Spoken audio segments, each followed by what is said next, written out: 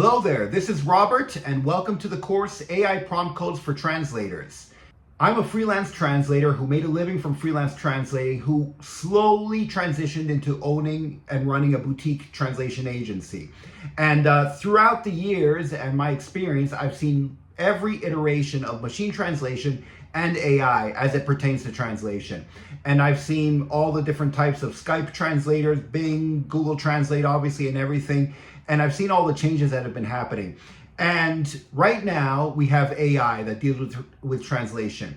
AI is a tool. It's a very useful tool, but it can also be a very dangerous tool in the hands of people who don't know what they're doing. So this class is going to go through that. It's going to start at the beginning and explain AI and how it works. And we're going to go through a concrete example. We're going to go through the prompt code that I use, and I'm going to explain every little step and why I do what I do. And then we're going to have exercises where you can create your own glossary, you can create your own word analysis table and stuff like that. And hopefully then you can use that to create whatever you wish to create using AI.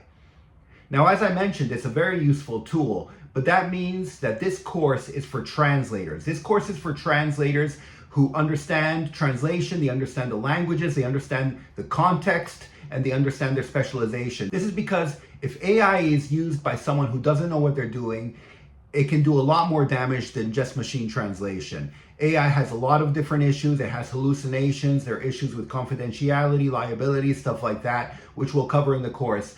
But for professional translators, it can still be a very useful tool.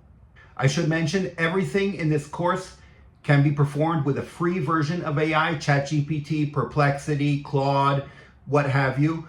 And I wanted to focus on the free versions first. You can, of course, do more with the paid versions, but everything I cover in this course can be done with the free versions.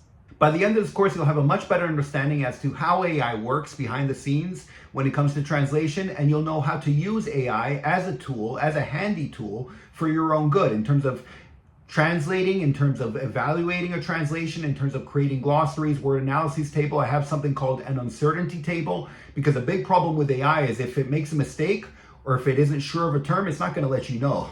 You know, a translator will let you know, say that's a complicated, that's a specialized term, or that's something that's incorrect, I cannot translate it. AI will just do it. So I created what's called an uncertainty table where it can let you know the uncertainty of certain terms, and we'll cover that. So by the end of this course, you'll be a lot more familiar with AI and you'll have a much better grasp as to what you can do and not do with AI. And that brings me to the class project. The class project is basically have fun with it. I want you to use AI to create something. Now it can be something that I showed you, like say a glossary, but maybe add your own spin to it. Say I want a glossary showing the source language, the target language, and I don't know, a word that rhymes with it in the target language or something like that. Or create something else entirely and share with us, because there's plenty you can do, and maybe there's something else that you think is useful. So feel free to have fun with it in the class project. And with that, without any further ado, let's get into the course.